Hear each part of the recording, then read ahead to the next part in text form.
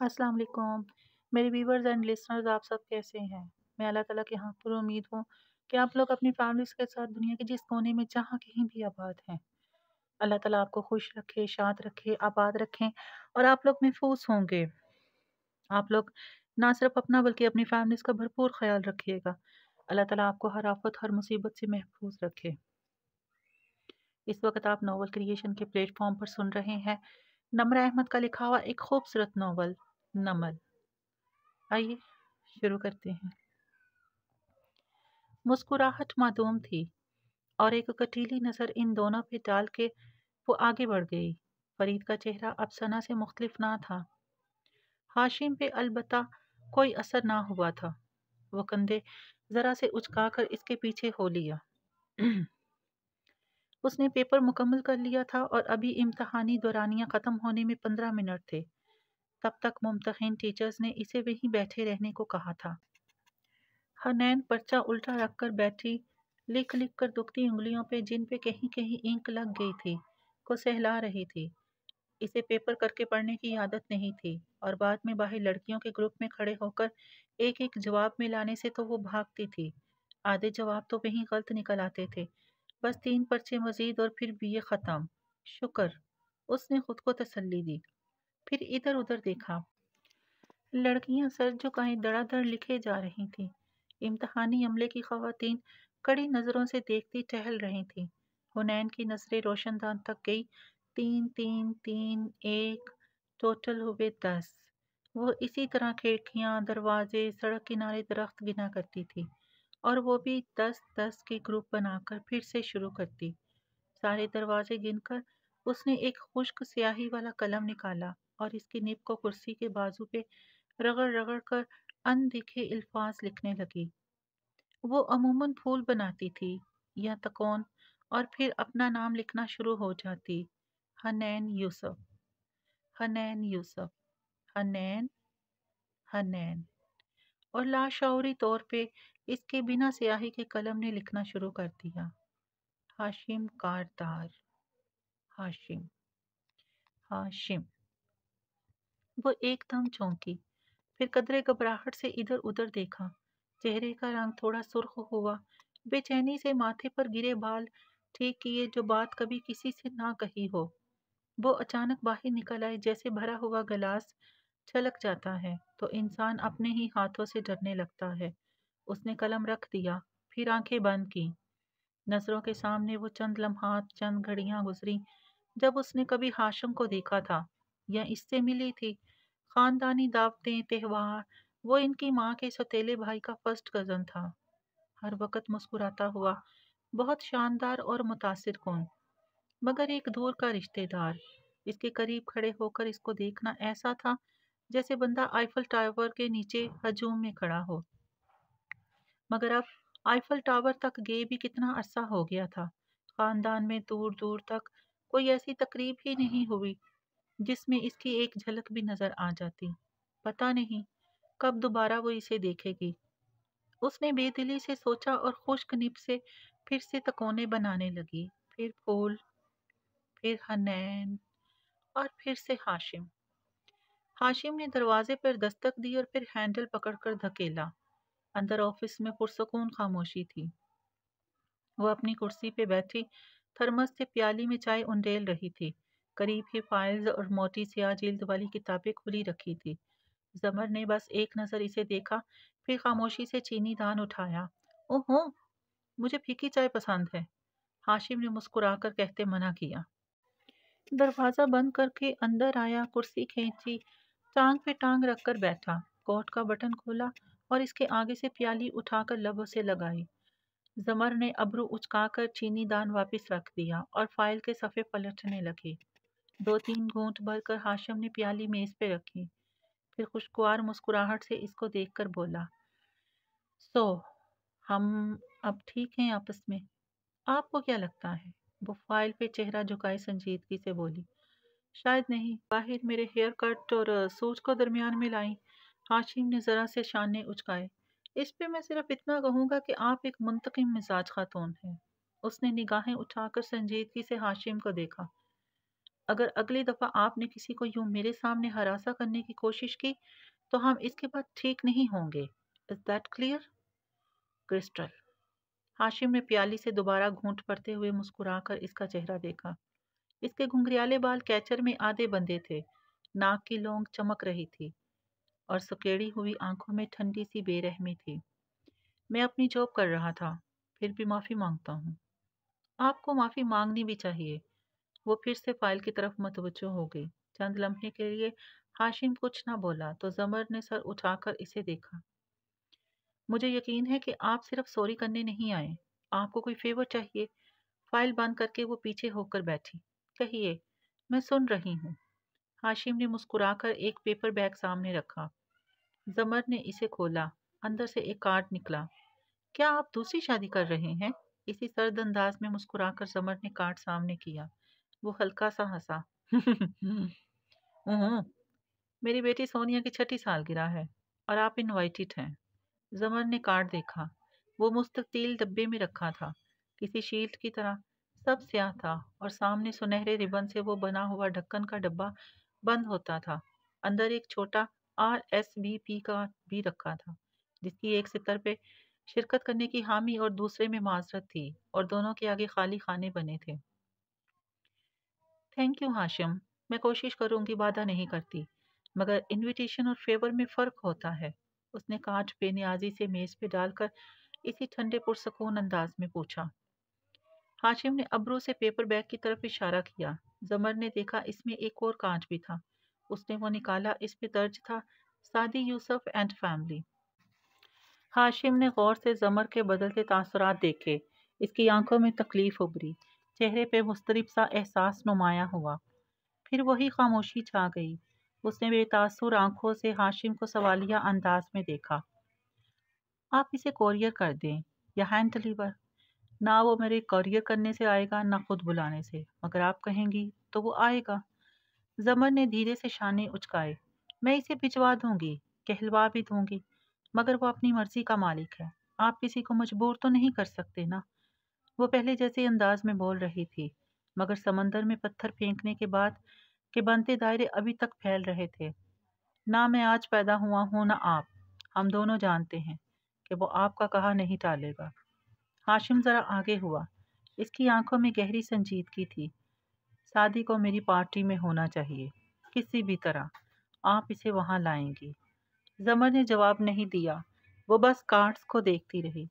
ہاشم cup رکھ کر واپس پیچھے ہوا اور اس کے چہرے کو مسکرا کر پڑھتے ہوئے نرمی سے پوچھا. وہ کیا کر رہا ہے آج کل؟ جو وہ کسی سوچ میں تھی. ہاشم خاموش رہا. چائے ٹھنڈی ہو چکی تھی.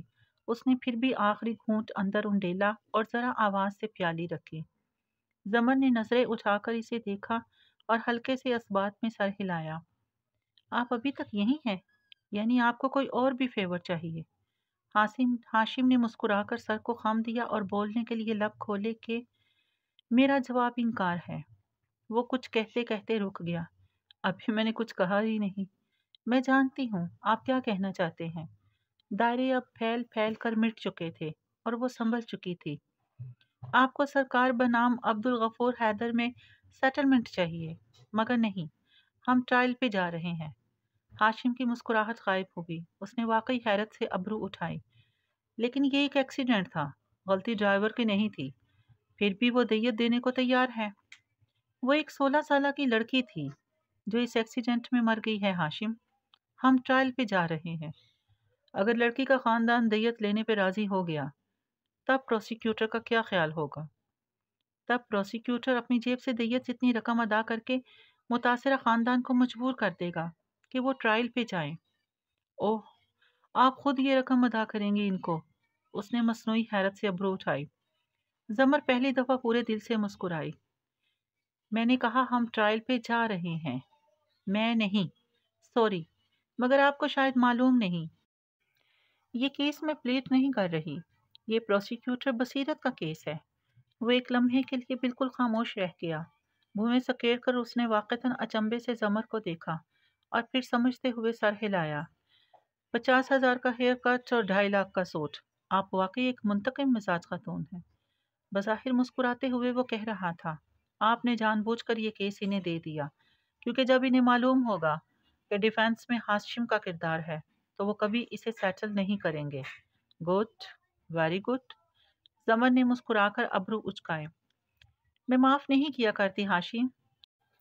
You know that. क्या मैं अब भी आपकी पार्टी में इनवाइटेड हूँ? बिल्कुल। और आप शादी को भी लाएंगी। हमारे ज़ाती ताल्लुकात इस सब की वजह से मुतासिर नहीं हो सकते। वो मुस्कुराकर उठा, कोट का बटन बंद किया, बार बार बजता मोबाइल साइलेंट किया, फिर इसी रसान से बोला, मैं इस केस को सेटल करवा लूंगा। हाशिम सब संभाल लेता है। You know that.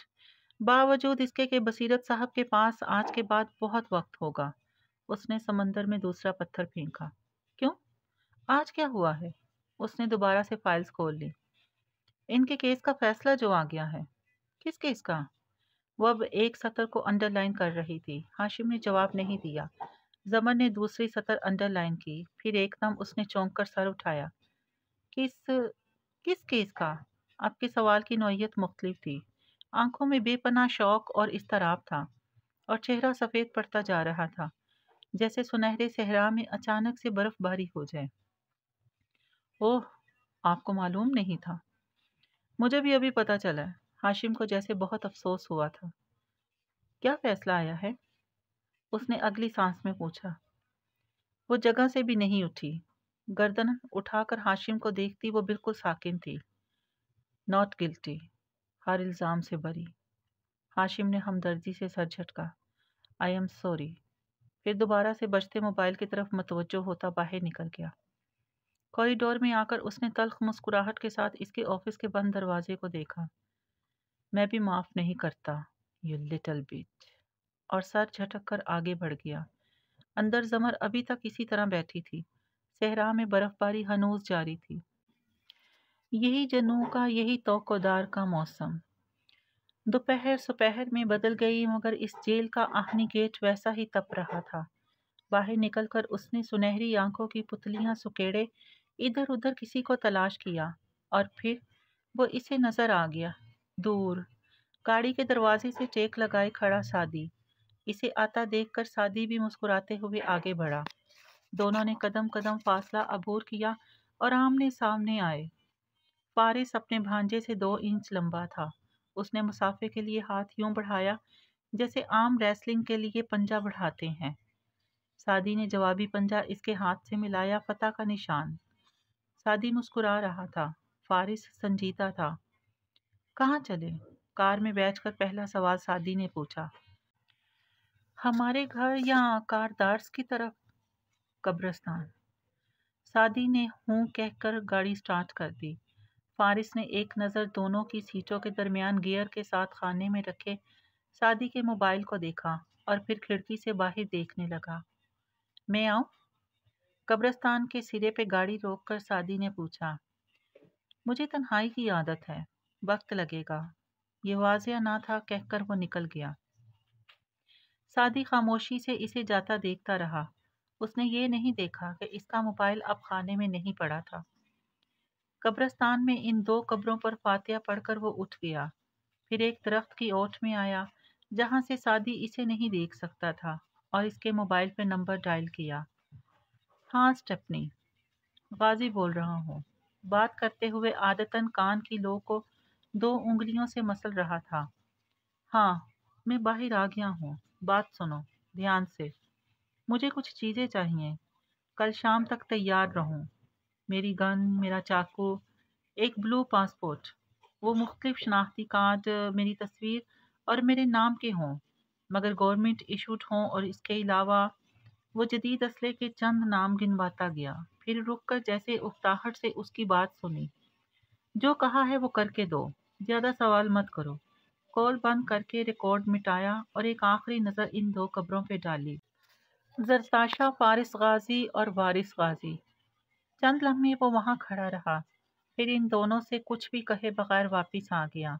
कार में सादी इधर उधर हाथ मारता कुछ तलाश कर रहा था। क्या हुआ? पता नहीं मोबाइल किधर रख दिया। ये तुम्हारी सीट के पीछे गिरा है। सादी ने चौंक कर देखा। इसका मोबाइल पिछले नशिस्त के नीचे गिरा था। جیسے اگلے خانے سے سلپ ہو کر پیچھے گر گیا ہو۔ سعدی نے شکر کرتے ہوئے فون اٹھایا اور گاڑی سٹارٹ کر دی۔ کیا تمہیں حیرت نہیں ہوئی کہ جج نے مجھے رہا کر دیا؟ فارس کھڑکی سے باہر دیکھتے ہوئے بولا۔ سعدی نے شانے اچکائے۔ آپ نے وہ قتل نہیں کیے، میں جانتا ہوں۔ کیا فرق پڑتا ہے؟ پوری دنیا تو یہی سمجھتی ہے، اور وہ جج، وہ اتنی آسانی سے کیسے مانا؟ مجھے حیرت ہے۔ کہتے ہوئے مڑ کر غور سے سعدی کا چہرہ دیکھا۔ اگر تمہارا اس میں کوئی ہاتھ ہے سعدی تو کہہ دو، میں سن رہا ہوں۔ میرا ہاتھ کیسے ہو سکتا ہے؟ میری بات جج سنے اور مانے گا بھی کیوں؟ اس نے لاپرواہی سے پھر شانے اٹکائے اور ڈرائیو کرتا رہا۔ فارس نے اس بات میں سر ہلایا۔ مگر تم نے میری بات کی تردید نہیں کی۔ ٹھیک ہے، اور کھڑکی کے باہر بھاگتے درختوں کو دیکھنے لگا۔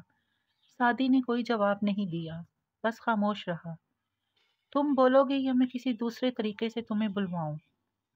اب کہ فارس نے ذرا دھیمے لہجے میں سخت بات کی تو سعدی نے بیزاری سے موڑ کاٹا۔ میں نے کچھ غلط نہیں کیا، جو ہوا ہے قدرت نے کیا ہے۔ اچھا، اور تمہاری قدرت نے کیا کیا ہے؟ وہی جو ہمیشہ سے ہوتا آیا ہے، حامان کو فرعون کے خلاف کھڑا کرنا۔ کیا؟ فارس نے ابرو تان کر اکتائے ہوئے انداز میں پوچھا۔ سعدی نے گہری سانس لی۔ میرے پسندیدہ قصوں میں سے ایک ہے فرعون اور موسیٰ علیہ السلام کا قصہ۔ وجہ پھر کبھی بتاؤں گا، لیکن اگر آپ نے کبھی کوئی کتاب پڑھنے کی زحمت کی ہو جو کہ جیل میں آپ نے نہیں کی ہوگی، دوسروں کی ہڈیاں اور دانت توڑنے سے فرصت جو نہیں ملتی ہوگی، تو آپ کو معلوم ہوتا کہ حامان فرعون کا ایک وزیر تھا، بہت دانا، بہت زور آور، فرعون کا دایاں ہاتھ، اس کا ہر حکم بجا لانے والا۔ یہ سارے فرعون اپنے اپنے حامانوں کے محتاج ہوتے ہیں۔ اگر ہم حامان کو اپنی مٹھی میں کر لیں تو بہت سے کام نکل آتے ہیں۔ میں نے بھی بس یہی کیا تھا۔ وہ مبہم سی بات کر کے پھر سے خاموش ہو گیا تھا۔ فارس سر جھٹک کر کھڑکی سے باہر دیکھنے لگا۔ اس کی سنہری آنکھوں میں گہری سوچ کی پرچھائیاں رقم تھیں۔ دل کو لہو کریں گے، گریباں رفو کریں۔ اس بلند و بالا عمارت کے ٹاپ فلور کا وہ کشادہ اور پرتعیش انداز میں آراستہ آفس مکمل روشن تھا۔ پاور سیٹ پہ جواہرات اسٹیک لگائے بیٹھی تھی اور نرم سی مسکراہٹ کے ساتھ سامنے کرسی پہ بیٹھے ہاشم کو دیکھ رہی تھی، جو سر جھکائے موبائل پہ کچھ ٹائپ کر رہا تھا۔ پیچھے نوشیر وہاں مضطرب جھنجھلایا ہوا سا ٹہل رہا تھا، کبھی پنڈولم کی طرح دائیں سے بائیں اور واپس دائیں۔ مجھے وضاحت چاہیے ہاشم، جواہرات نے مسکراتے ہوئے اسے مخاطب کیا۔ تم اتنے بے خبر کیسے ہو سکتے ہو کہ اس کے رہا ہونے سے پہلے تمہیں معلوم بھی نہ ہو سکے؟ میں اراضی کے مقدمات میں مصروف تھا اور یہ سب اچانک ہوا ہے۔ ہاشم نے فون رکھ کر کندھے ذرا جھٹک کر کہا۔ جسٹس اسکندر کے تاثرات میں نے دیکھے تھے، وہ ذہن بنا کر آیا تھا، یقیناً اسے اس کام کے لیے پہلے سے راضی کر لیا گیا تھا۔ ان لوگوں کی اتنی حیثیت نہیں کہ اس با اثر جج کو خرید سکے۔ ججز صرف خریدے نہیں جاتے، ان کو مجبور کرنے کے اور بھی بہت سے طریقے ہوتے ہیں۔ نوشیر وہاں گھوم کر ہاشم کے سامنے آیا۔ اور اگر کسی نے اس جج کو بلیک میل کیا ہے بھائی، تو وہ اس سعدی کے علاوہ اور کوئی نہیں ہو سکتا۔ پلیز شیرو، کیا ہم سعدی سے ہٹ کر کوئی بات کر سکتے ہیں؟ مسکراتی ہوئی جواہرات کی آنکھوں میں سخت تنبیہ ابھری۔ اس نے وہاں 10 لوگوں کے سامنے میری بے عزتی کی، اور آپ چاہتی ہیں کہ میں اسے بھول جاؤں؟ حسب عادت نوشیرواں بھڑک اٹھا۔ تمہیں وہاں نہیں جانا چاہیے تھا۔ مگر وہ ہاشم کی بات نہیں سن رہا تھا۔ وہ مجھے جتا رہا تھا کہ وہ میرے چالان کے متعلق جانتا ہے جو انگلینڈ میں ہوا تھا۔ وہ خود کو سمجھتا کیا ہے؟ ممی، میں آپ کو بتا رہا ہوں، آپ اسے پارٹی میں انوائٹ نہیں کر رہی۔ میں اس کو اپنے گھر میں برداشت نہیں کروں گا۔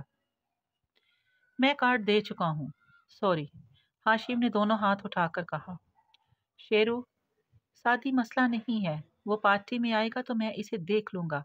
اپنے بیٹے کی بے عزتی کا بدلہ کیسے لینا ہے مجھے معلوم ہے۔ کہتے ہوئے آگے ہو کر نرمی سے اس نے شیرو کا ہاتھ دبایا۔ وہ ذرا ڈھیلا پڑا۔ مسئلہ فارس ہے، میں اسے اپنے ارد گرد برداشت نہیں کر سکتی۔ مجھے بتاؤ ہاشم، تم اس معاملے کو حل کرنے کے لیے کیا کر رہے ہو؟ ہاشم اب کاغذ پہ کچھ لکھ رہا تھا۔ یقیناً وہ بھی ڈسٹرب تھا، مگر کمپوزڈ نظر آ رہا تھا۔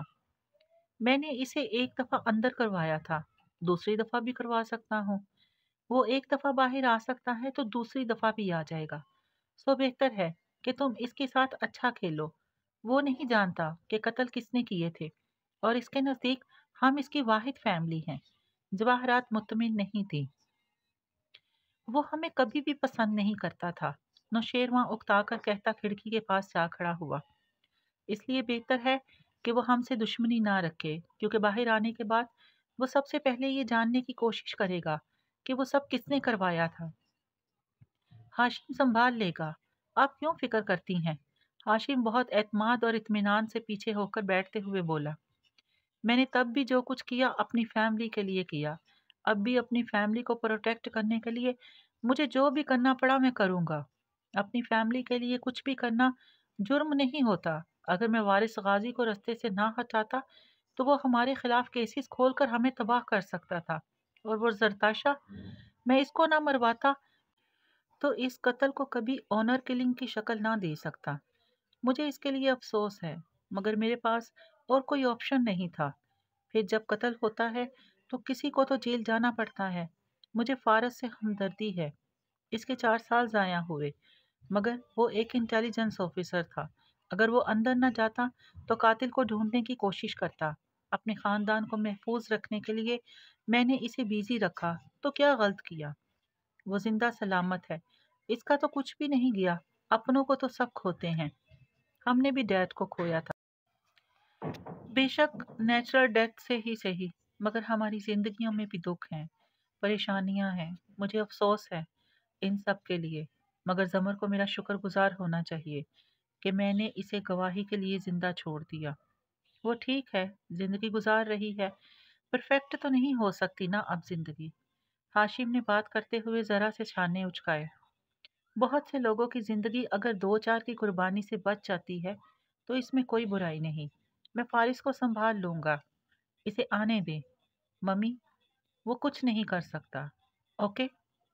وہ ایک جذباتی غصے میں پاگل ہو جانے والا آدمی ہے، نہ اس میں عقل ہے نہ اس میں کوئی دور اندیشی ہے۔ جیل میں رہ کر وہ کتنا بدلا ہوگا، ویسا ہی بد دماغ ہوگا۔ ایسے دشمن کو تو انسان تھکا تھکا کے ہی مار دیتا ہے۔ پھر سیدھا ہو کر بیٹھتے ہوئے بولا، اب ہم تمہارے پروجیکٹ کے بارے میں بات کر لیتے ہیں شیرو۔ اور نوشیروان نے جیسے کڑوی گولی نکل لی، وہ بے دلی سے کرسی کھینچ کر بیٹھا۔ اور میرے پروجیکٹ کے راستے میں رکاوٹیں کھڑی کرنے والے بھی کون ہیں بھائی؟ سعدی اور اس کی باس۔ ہاشم بے اختیار ہنس دیا۔ یار یہ تمہارا اور سعدی کا کسی لڑکی پہ جھگڑا تو نہیں ہے؟ جواہرات نے مسکرا کر سر جھٹکا اور بغور شیرو کے تاثرات دیکھے، جو مزید خفا لگنے لگا تھا۔ شیری، سونیا کو کب گھر لائے گی؟ جواہرات نے اسی کو دیکھتے ہاشم کو مخاطب کیا۔ شیرو ایک دم کوئی فائل اٹھا کر دیکھنے لگا، البتہ اس کی گردن میں ابھر کر ڈوبتی گلٹی واضح محسوس ہوئی تھی۔ اس وقت اس کا کیا ذکر؟ ہاشم نے گویا ناک سے مکھی اڑائی اور کام کی طرف متوجہ ہو گیا۔ جو رنجشیں تھیں، جو دل میں غبار تھا، نہ گیا۔ اس درمیانے درجے کے بنگلے کے لاؤنج کی بڑی سی کھڑکی دھوپ میں چمک رہی تھی۔ شیشہ آئینہ بنا لون کا عکس دکھا رہا تھا۔ کھڑکی سے چہرہ لگا کے دیکھو تو اندر وہ تھکی تھکی سی چیزیں اٹھائے داخل ہوتی دکھائی دے رہی تھی۔ درمیان سے مانگ نکال کر گھنگریالے بال کیچر میں ہاف باندھے وہ جھولتی لٹ کان کے پیچھے اڑستی کچن کے دروازے تک گئی۔ صداقت، کھانا تیار ہے؟ جی باجی، بس روٹی ڈال رہا ہوں۔ پھر کھانے کے بعد سعدی کی طرف جانا ہے، ایک کام ہے۔ لاؤنج میں ویل چیئر پہ کتاب پڑھنے بڑے ابا نے بے اختیار اس کی طرف دیکھا۔ وہ اب واپس آ رہی تھی۔ دن کیسا گزرا تمہارا؟ انہوں نے معمول کا سوال کیا۔ بس روزمرہ کے کام تھے۔ وہ صوفے پہ بیٹھ کر جوتوں کا اسٹریپ کھولتے ہوئے بولی۔ سماعت کیسی رہی؟ ہاشم کاردار کا کلائنٹ تھا، کیسی ہو سکتی تھی؟ ابا کی کتاب پہ جھکے چہرے پہ ناگواری ابھری۔ ہر کرپٹ اور گنہگار آدمی اسی کا کلائنٹ کیوں ہوتا ہے؟ وہ ایک اچھا ڈیفenس لائر ہے ابا. اسے گناہوں کی جسٹیفیکیشن دینا آتی ہے. وہ کیچر اتار کر بال جوڑے میں باندھنے لگی. مجھے وہ سخت ناپسند ہے. انتہائی جھوٹا اور مکار آدمی ہے. سو تو ہے، زمن نے تائید کی. بڑے ابا نے کتاب پرے کر کے اس کا چہرہ دیکھا. شادی سے کیا کام ہے؟ ہاشم نے اپنی بیٹی کی سالگرہ کا کارڈ دیا تھا. شادی کے لیے وہی دینا ہے. وہ سرسری سا بتا کر ریموٹ اٹھا کر چینل بدلنے لگی. تو تم دے آؤ. انہوں نے ایک دم اتنی امیدوار، اتنی منت سے کہا کہ زمن نے بے اختیار ان کو دیکھا. میں نہ بھی جاؤں تو فرق نہیں پڑتا. میں اس سے ناراض نہیں ہوں ابا. تو پھر چلی جاؤ. اس کی سالگرہ پر ہی وش کر دینا. زمن نے ان کی آنکھوں کو دیکھا. وہ اداس نظر آ رہی تھی. اس کے دل کو کچھ ہوا. وہ چھوٹا ہے، تم تو بڑی ہو. اگر اس سے کوئی غلطی ہوئی ہے تو تم معاف کر دو. وہ تمہاری بیماری میں تمہارے ساتھ نہیں تھا. واقعی یہ اس کی خطا تھی. میں کب کا معاف کر چکی. میں اس کے خلاف برا نہیں سوچ سکتی. وہ میرا بیٹا ہے ابا. تو کارڈ تم خود دے آؤ.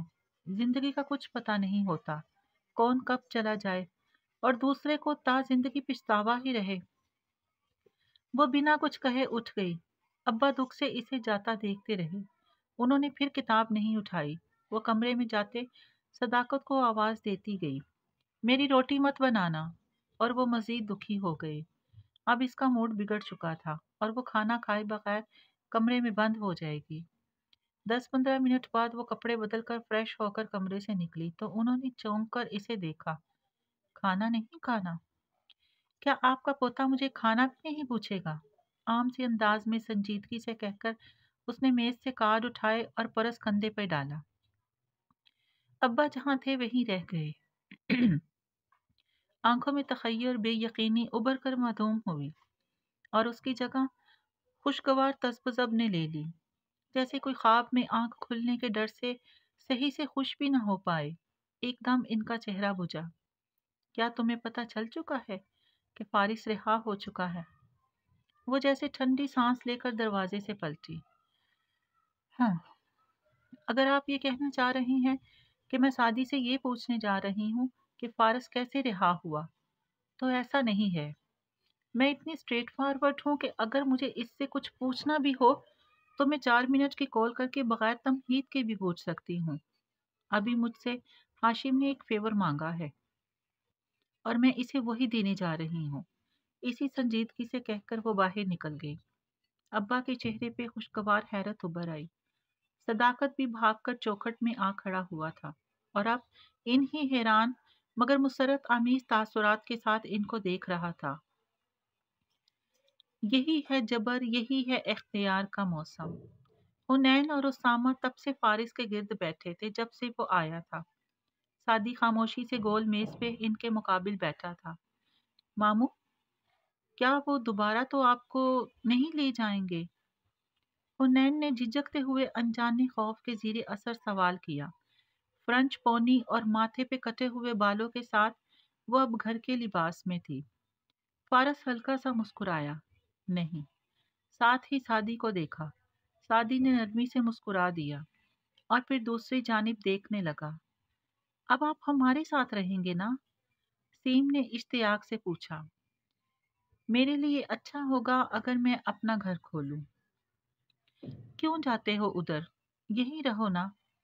ندرت نے ناراضی سے کہتے میز پر مٹر قیمے کا ڈونگا رکھا. کھانا بس لگ ہی چکا تھا. مجھے بہت سے کام کرنے ہیں آپا، مگر آتا جاتا رہوں گا. وہ سنجیدگی بڑے سپاٹ انداز میں کہہ رہا تھا. وہ عموماً دھیما بولتا تھا، چھوٹے چھوٹے فکرے، لیکن غصہ چڑھنے پہ آواز بلند ہو جاتی تھی. ندرت نے تازہ چپاتی لا کر رکھی ہی تھی کہ فارس ہاتھ دھونے کے لیے اٹھ گیا. ویسے بھی وہ لباس تبدیل کر چکا تھا. جینز کے اوپر بٹنوں والی شرٹ، بال اسی طرح پونی میں مقید. سادی نے پیچھے سے آواز لگائی. ماموں، آپ کو ہیئر کٹ کی اشد ضرورت ہے. نہیں، ماموں اس ہیئر سٹائل میں زیادہ اچھے لگ رہے ہیں. حنین نے فوراً مخالفت کی. ساتھ ہی وہ پلیٹ سے کھیرے ٹونگ رہی تھی. اسامہ نے اس کے ہاتھ کو پرے کیا. اس نے غصے سے اسامہ کو دیکھا. کیا ہے؟ ابھی کھانا شروع نہیں ہوا، تم کیوں کھا رہی ہو؟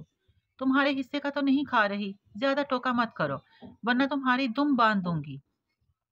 मेरी कोई दुम नहीं है, वो गुस्से से कहता खड़ा हुआ। बस, सादी ने एकदम संजीदगी से कहा, बस एक लफ्ज और। वो दोनों खामोश हो गए। कितनी दफा कहा है मत लड़ा करो आपस में, मगर मजाल है जो। नुदरत की बात घंटी की आवाज ने काट दी। फारस इसी वक्त वापस आता दिखाई दिया था। उसामा भागकर दरवाजे पे गया और इसके साथ खिड़की का पर्दा सरका कर देखा। कौन है उसामा? सादी ने बैठे बैठे पूछा, मगर उसामा ने कोई जवाब नहीं दिया, बस वहीं खड़ा रहा। उसामा, कौन है? नुदरत ने सवाल दोहराया। फारस भी इसी तरफ देखने लगा। उसामा आहिस्ता से इनकी तरफ पलटा। फूल लाई हैं। कौन? फूफो। जमर फूफो आई हैं और फूल लाई हैं। चंद लम्हे के लिए राहदारी में सन्नाटा छा गया, जैसे सांस आना भी बंद हो गया हो। नुदरत पलटी, प्लेटें लगाती रुक गई। हुनैन का खीरा उठाता हाथ रुका। चेहरा बिल्कुल सपाट हो गया। अलबत्ता सादी तेजी से दरवाजे की तरफ गया। फारस ने बारी बारी सबको देखा।